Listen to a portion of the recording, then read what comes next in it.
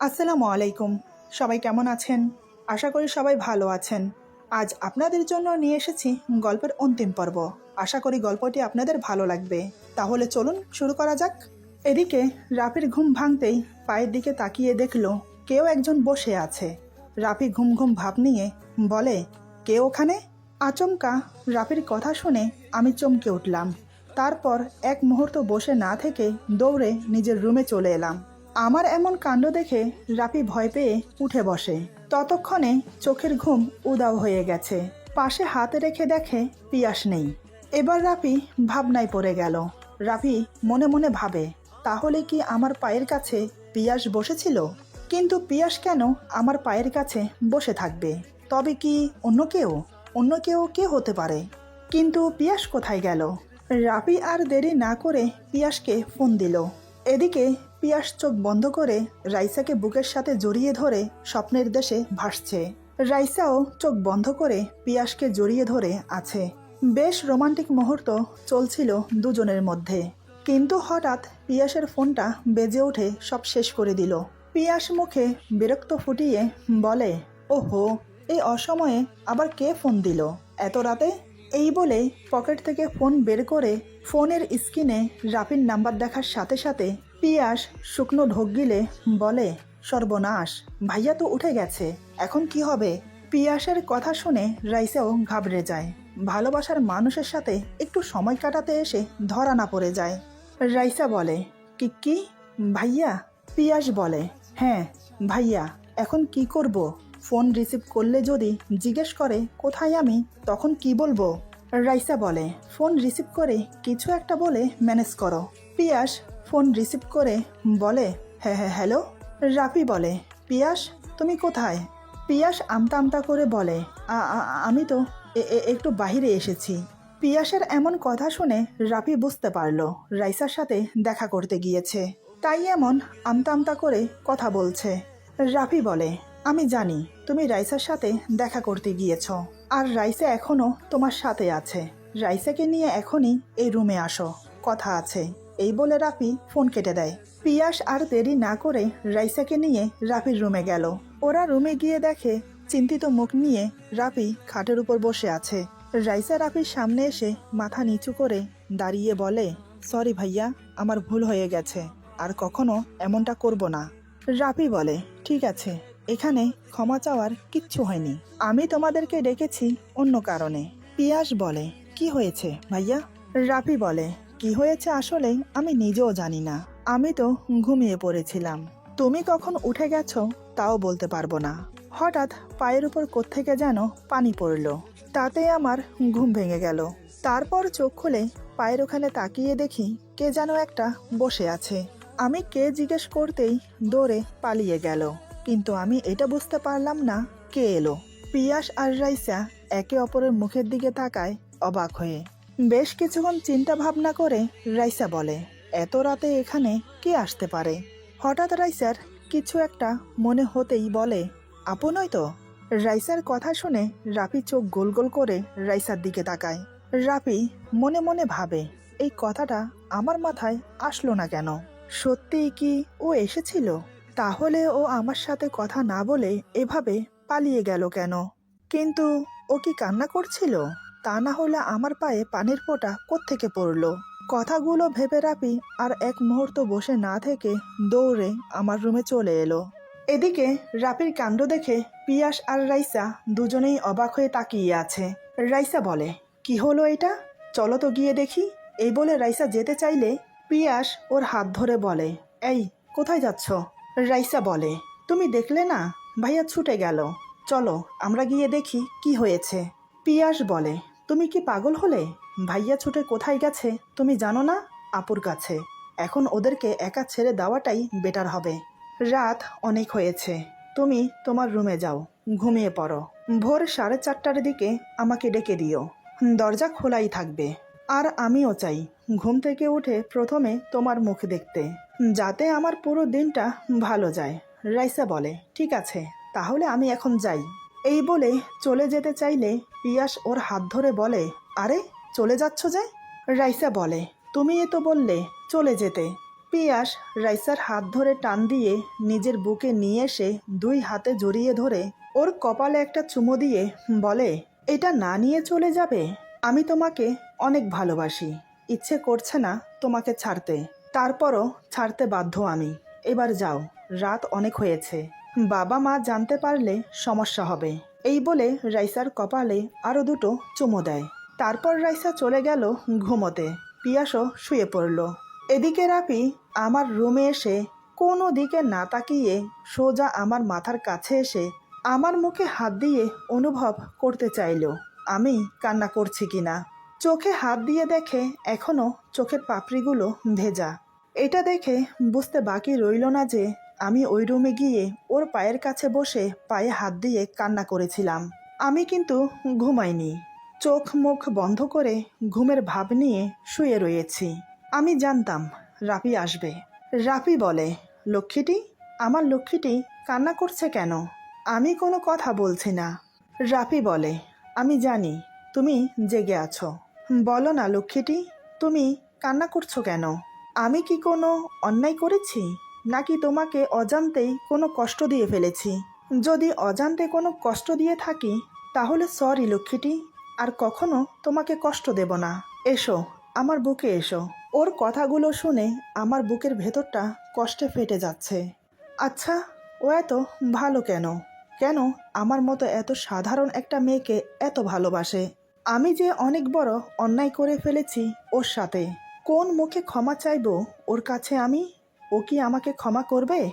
এদিকে রাফি আবার বলে, এই লক্ষ্মীটি, আসো, আমার বুকে আসো। এবার আর কান্না লুকিয়ে রাখতে পারলাম না, ফুপিয়ে ফুপিয়ে কেঁদে উঠলাম। এটা দেখে রাফি ব্যস্ত হয়ে পড়ল আমাকে নিয়ে। এক টানে আমাকে বসিয়ে শক্ত করে জড়িয়ে ধরল আমার মাথা ওর বুকে। রাফি আমার মাথা বুকের সাথে শক্ত করে চেপে ধরে বলে, কি হয়েছে? কান্না করছো কেন তুমি?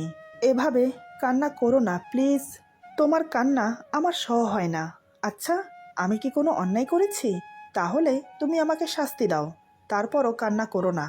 আমি ওকে শক্ত করে জড়িয়ে ধরে বললাম, আমাকে ক্ষমা করে দাও। আমি তোমাকে ভুল বুঝে অনেক কষ্ট দিয়েছি, তোমাকে থাপ্পড় মেরেছি, তোমার নিঃস্বার্থ ভালোবাসাকে অপমান করেছি, অনেক বড় ভুল করেছি আমি, ক্ষমা করে দাও আমাকে। আর কখনো এমন ভুল করব না। তুমি চাইলে আমাকে শাস্তি দিতে পারো, যে শাস্তি দেবে আমি মাথা পেতে নেব। শুধু তোমাকে ছাড়া আমি থাকতে পারবো না। তোমার বুকে আমাকে ঠাঁই দাও।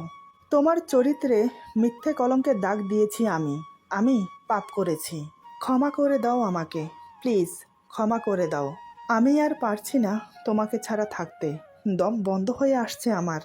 রাফি বলে, আরে আরে, কি আবোল তাবোল বকে যাচ্ছ বলো তো? আর ক্ষমা চাইছো কেন? আমি কিচ্ছু মনে করিনি, তবে তোমার ব্যবহারে একটু কষ্ট পেয়েছি, এছাড়া আর কিছু না। আর এই যে তুমি এখন আমার বুকে আছো, আমার সব কষ্ট চলে গেছে। তুমি জানো, প্রতিটা মুহূর্ত তোমাকে হারানোর ভয় আমাকে কুরে কুরে খায়। সব সময় আমি এই ভয়ে ভয়ে থাকি, শুধু তোমাকে হারানোর। আমার এই জীবন যে আমি তোমার নামে লিখে দিয়েছি, তাহলে তুমি ভাবলে কি করে তোমাকে ছাড়া আমি অন্য নারীতে আসক্ত হব? আমি যে আমার লক্ষ্মী বউটাকে অনেক ভালোবাসি। আমি কান্না করতে করতে বললাম, মিথ্যে কথা, একটুও ভালোবাসো না। রাফি বলে, এ কথা কেন বলছো? আমার ভালোবাসায় কি কোথাও কমতি রয়ে গেছে? আমি বললাম, হ্যাঁ, কমতি রয়ে গেছে। রাফি অবাক হয়ে বলে, কোন দিক দিয়ে লক্ষ্মীটি? আমাকে বলো, আমি সেদিক দিয়েও পূরণ করে দেব, বলো। আমি বললাম, তুমি আমাকে ভালোবেসে পাখি ডাকতে, কিন্তু কই, এখন তো তুমি আমাকে পাখি ডাকো না। রাফি বলে, ও এই কথা, কিন্তু লক্ষ্মীটি, তুমি তো আমাকে না করেছো পাখি ডাকতে, তাই তো আমি তোমাকে পাখি ডাকি না। আমি বললাম, আমি 100 বার না করব, 1000 বার না করব, কিন্তু তুমি আমার কথা শুনবে কেন? তোমার উচিত ছিল আমার কথা না শুনে আমাকে পাখি ডাকা, কিন্তু তুমি আমাকে পাখি ডাকো না। রাফি বলে, আচ্ছা ঠিক আছে, আমার ভুল হয়ে গেছে পাখি, এই দেখো আমি কানে ধরছি, ক্ষমা করে দাও। তুমি না আমার লক্ষ্মী পাখি? পাখি আর কান্না করে না, এবার যে তোমার মাথা ব্যথা শুরু হয়ে যাবে, তখন কিন্তু আমি তোমার মাথা টিপে দিতে পারবো না, কারণ আমি অনেক ক্লান্ত। এই 15টা দিন আমি শান্তিতে ঘুমোতে পারিনি, খাওয়া দাওয়া তো ঠিকমতো করিও নি। আমি বললাম, কে না করেছে? না খেয়ে থাকতে, না ঘুমিয়ে থাকতে? রাফি আমার মাথায় চুমু খেয়ে বলে, তুমি। আমি বললাম, আমি বুঝি না করেছি না খেয়ে থাকতে, না ঘুমিয়ে থাকতে? রাফি বলে, তুমি জানো পাখি, তোমাকে ছাড়া আমার ঘুম আসে না। আর খাওয়া দাওয়া, তুমি আমাকে ভুল বুঝে চলে এলে। এমন অবস্থায় আমি কি করে খাই, কি করে ঘুমাই বলো তো? আমি জানি আমার মতো তুমিও অনেক ছটফট করেছো আমার জন্য, কারণ তুমিও যে আমাকে অনেক ভালোবাসো। আমি বললাম, আমিও তোমাকে অনেক ভালোবাসি। এই 15টা দিন আমি একটু শান্তিতে থাকতে পারিনি, শুধু তোমার জন্য ছটফট করেছি। রাফি বলে, আর ছটফট করতে হবে না, এই যে আমি চলে এসেছি, এখন আমি আমার পাখিটাকে বুকে নিয়ে আদর করব। আমি বললাম, কিন্তু রাইসা কোথায়? ও তো পিয়াসের সাথে দেখা করতে গিয়েছিল। রাফি বলে, ওরা এখন যে যার রুমে ঘুমোচ্ছে। তুমি পিয়াসকে যেমন ছেলে ভাবো, পিয়াস কিন্তু তেমন ছেলে না, খুবই ভালো একটা ছেলে। দেখেছ তোমার বোনকে পাওয়ার জন্য সে নিজেকে কতটা শুধরে ফেলেছে। আমি বললাম, কিন্তু। রাফি বলে, আবার কিন্তু কিসের? তুমি কি এখনও ওকে সন্দেহ করো? আমি বললাম, না সেটা না, তবে স্বপ্নে যে আর বলতে পারলাম না। রাফি বলে, স্বপ্ন? হ্যাঁ, স্বপ্নের কথা বলতে মনে পড়ল। আচ্ছা পাখি, তুমি আমাকে এটা বলো যে তুমি স্বপ্নে কি দেখেছ? আমি জানি তুমি স্বপ্নে ভয়ঙ্কর খারাপ কিছু দেখেছ, যার জন্য তার আসর তোমার উপর পড়েছে। আমাকে বলো না প্লিজ, আমিও জানতে চাই আমার পাখিটা কি এমন স্বপ্ন দেখলো। আমি বললাম, বলবো? রাফি বলে, বলো। আমি বললাম, তুমি আবার অন্য কিছু মনে করবে না তো? রাফি আমার কপালে একটা চুমু খেয়ে বলে, কিচ্ছু মনে করব না, তুমি বলো। এবার আমি স্বপ্নে যা যা দেখেছি সব ওকে খুলে বললাম। সব শুনে রাফি আমার মুখের দিকে তাকিয়ে রইল। আমি বললাম, কি হলো, অমন করে তাকিয়ে আছো কেন? রাফি বলে, স্বপ্নটা দেখার পর থেকে তোমার আমার মধ্যে যা হয়েছে, তাতে করে তোমাকে কোনো দোষ দিতে পারি না আমি। কারণ দেখো, স্বপ্নের সাথে বাস্তবে যা ঘটেছে সবটা স্বপ্নের সাথে হুবহুব মিলে গেছে। যেটা তুমি স্বপ্নের সাথে গুলিয়ে ফেলেছ, বাস্তবে যা হয়েছে, যা দেখেছ সবটা চোখের ধোঁকা। বাস্তবে এমন কিছুই হয়নি। স্বপ্নে তুমি যা দেখেছ সেটা যদি আমাকে আগে বলতে, তাহলে হয়তো আমাদের মাঝে এমন কিছুই হতো না। পাখি, আমি তোমাকে খুব ভালোবাসি। মনে আছে তোমার, তোমাকে যেদিন আমি প্রথম দেখতে আসি, সেই দিন তোমার সাথে আমার মাঠে দেখা হয়েছিল। তোমাকে দেখে আমি মনে মনে বলেছিলাম, এমন একটা সরল সোজা প্রাণবন্ত একটা মেয়ে যদি আমার বউ হয়, তাহলে এ জীবনে আমি আর কিছু চাই না।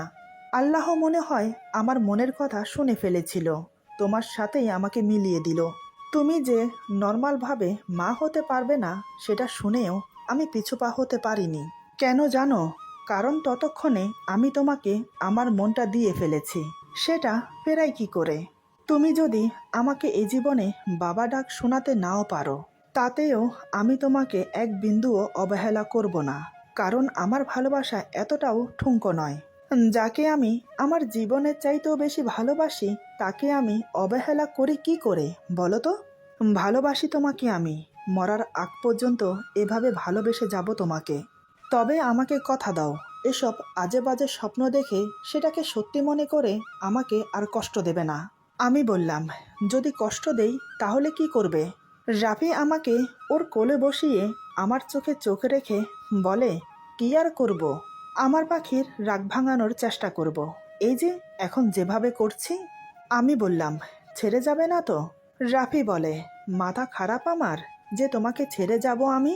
তোমার ভেতরে আমার আত্মার বসবাস, সেই আত্মা থেকে যদি দূরে সরে যাই তাহলে আমি বাঁচব, মরে যাব না?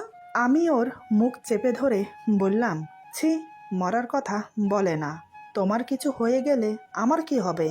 রাফি বলে, সত্যি বলছো তো? আমি বললাম, সত্যি বলছি।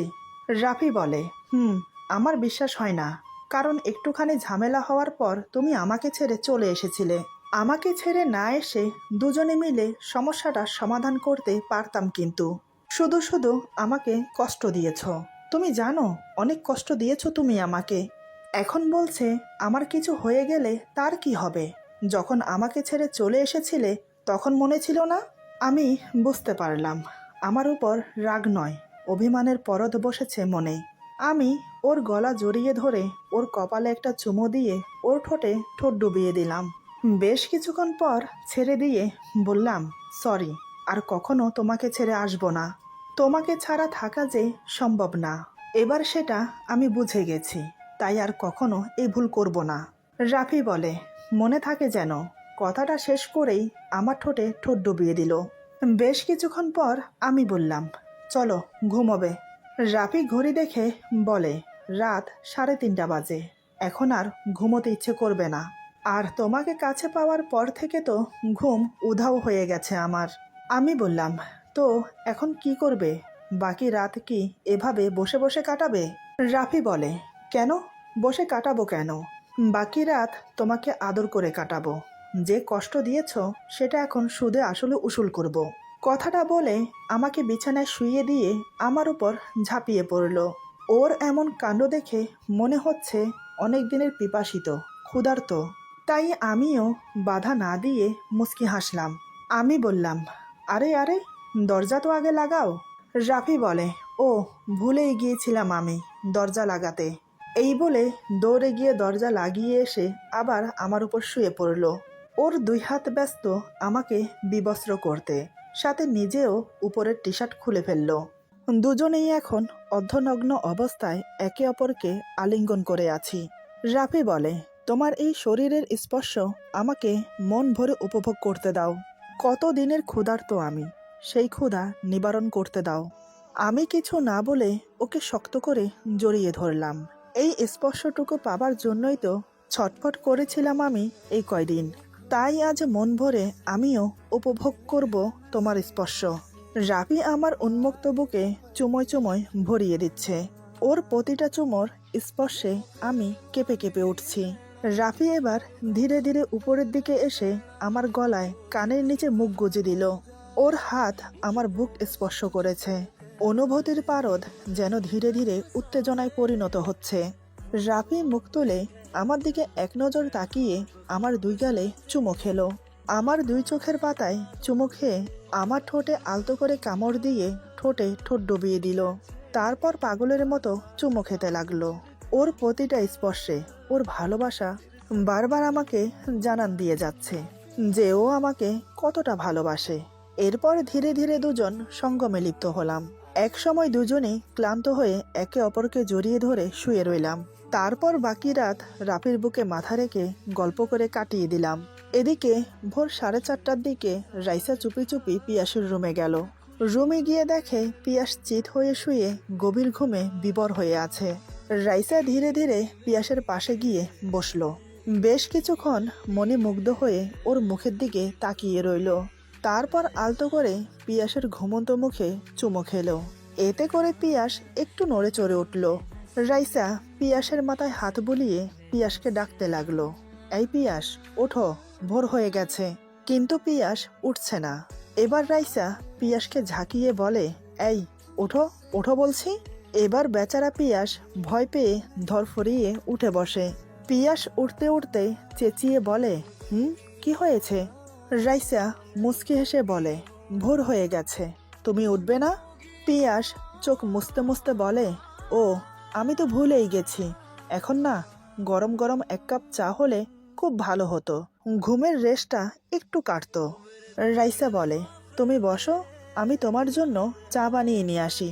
পিয়াস ঘুম ঘুম ভাব নিয়ে রাইসাকে টেনে নিজের বুকের সাথে জড়িয়ে ধরে বলে, আরে রাখো তোমার চা, আগে তুমি আমার বুকে কিছুক্ষণ থাকো। তুমি জানো তোমাকে খুব মিস করেছি। রাইসা বলে, আমিও। এখন আমাকে ছাড়ো, তোমার জন্য চা নিয়ে আসি, এমনিতেও তোমার দেরি হয়ে যাচ্ছে। এই বলে রাইসা নিজেকে ছাড়িয়ে পিয়াসের জন্য চা বানাতে চলে গেল। তারপর পিয়াসকে চা এনে দিলে সে চা খেয়ে বেরিয়ে গেল। কারো সাথে আর দেখা করে যেতে পারলো না।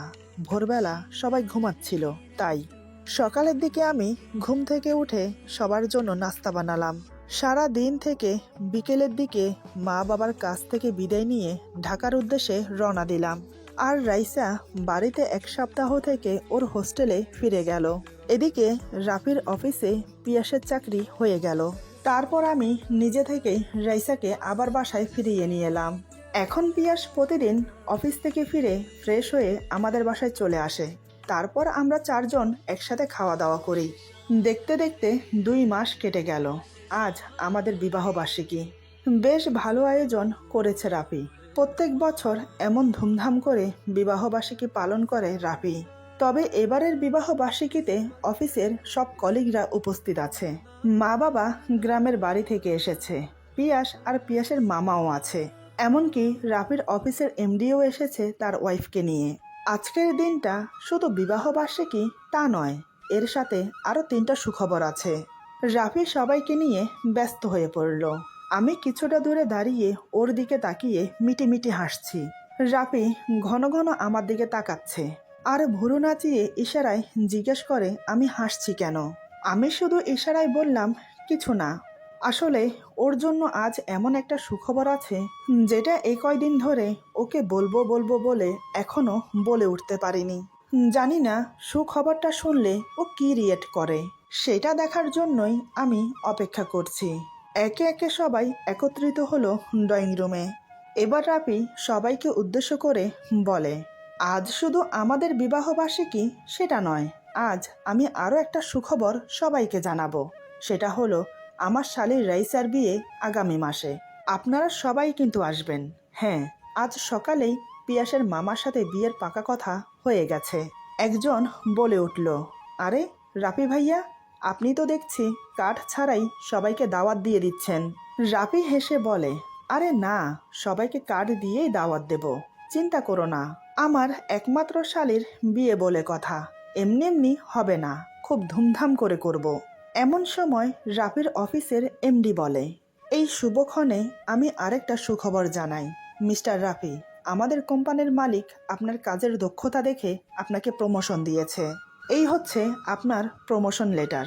আমি আপনাকে পরশুদিন দিয়ে দিতাম, কিন্তু দেইনি, কারণ আজকের এই শুভক্ষণে দেওয়ার জন্য। এই বলে এমডি রাফির হাতে প্রমোশন লেটার দিল। এদিকে এই মুহূর্তে আমার খুব ইচ্ছে করছে আমার সুখবরটা রাফিকে জানাতে, কিন্তু এত মানুষের ভিড়ে কি করে বলবো। আমি রাফিকে ইশারা করতেই রাফি আমার কাছে এসে বলে, কি হয়েছে, কোনো সমস্যা তোমার?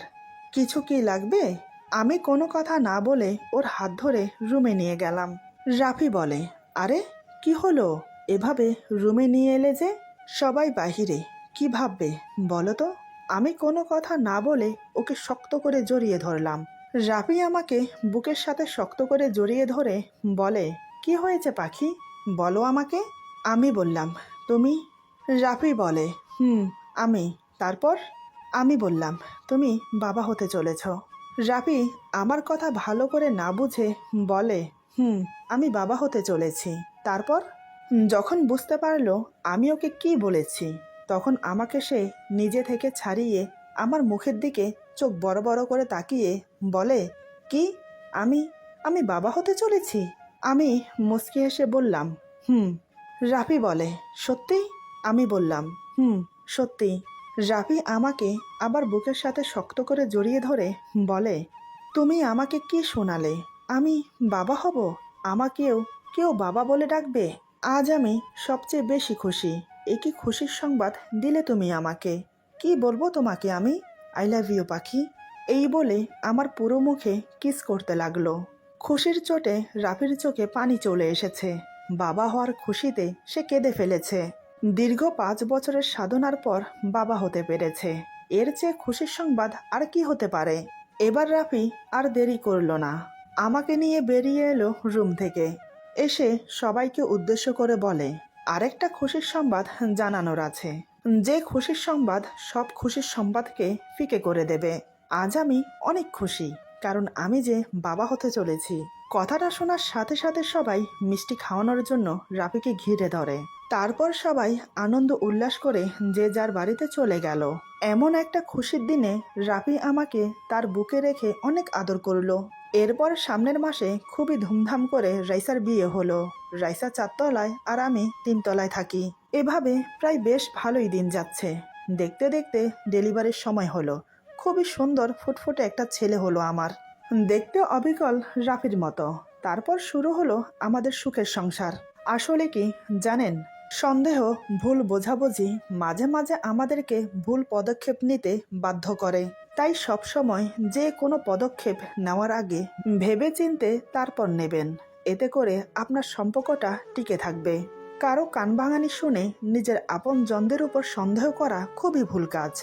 সবসময় সবকিছু যাচাই করে তারপর সামনে এগোবেন। আজকের গল্প এখানে সমাপ্ত। অতি শীঘ্রই নতুন গল্প আসছে। সবাই ভালো থাকবেন। আল্লাহ হাফেজ।